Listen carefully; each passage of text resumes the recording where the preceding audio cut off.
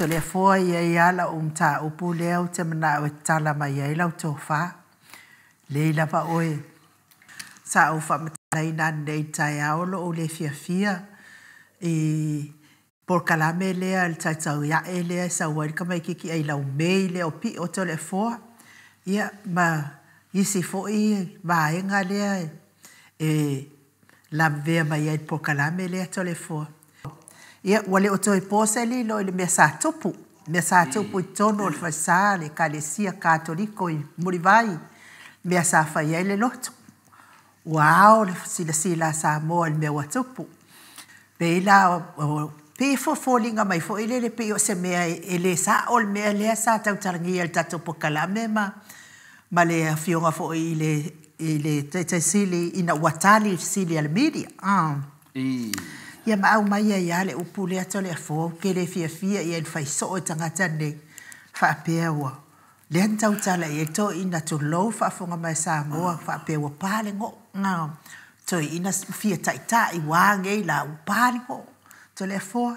ia upu na ia a le fo i wo mo no fa ia o ila le wa pale ngo to le fo se tala mai la to fa me le wa o le masangi me fa ka ko to le fo o lea wa e fesili ai nu tu sai mal pokalame lea male toi a mai ai lunga o se mta upu ne wa tatia le leine mta upu se mea fo isa fa pena ona lu ngala lo le tatu tunu mai la matanga ai le fair finga pa lo tainu ma diela mal vai temi fo io fa pena fe tu na ita io le tunu le na wa tatu va ai nei i whainga tangata ne.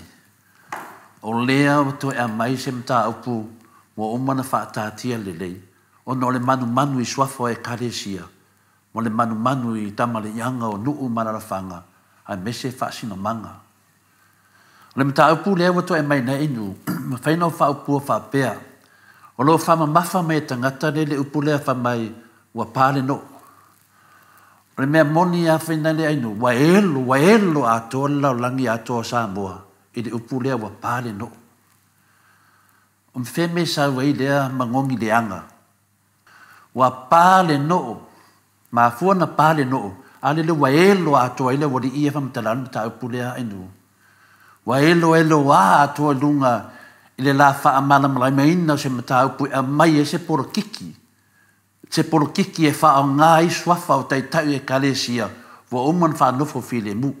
Mo le wha mamla mahina mata upu lea, e pe pelo uma le wha matalanga po le launga mo sinolo le na whai to tono le whaisa, le na whai a ngā i a Dr. Tule Epa.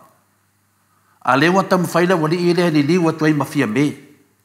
A tu mai la uli li si pito, vai mo meo poro kiki leanga, mo poro kiki pe pelo e wha mamla mai lea tunu. E nei tā ua lava se la uli.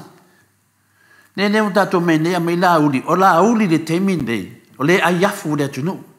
O le to tongi e leini la tonga alwenga o whaia. Mena nei whamamnama le tato na ngā mata upu leo tuai mai nei. Ua pāle no. Pā kongwa no e fōringa le wali ia. Fōringa le li leo le tauta iai. Fōringa le wali ia whina leo sunga ia siata. Pio vauriko ma le sunga ia la taua lea. Ai whilisi ngō le mangfui. O luanga wa pāile ngō orko inga i rō fōringa. E o te loa fōi ia. Le fōi tātou te whāso whātasi ma Yesu, i mano nā nganga pa ia. Ia o te tani tonu nafa.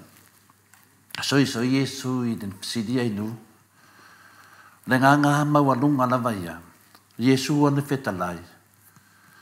So se mea e tau tau waila o ngō te iei whātasi mai nā tōro tau ngalonga swafa. Ma dia la. E whapena fo ia talanga o mta upu nei.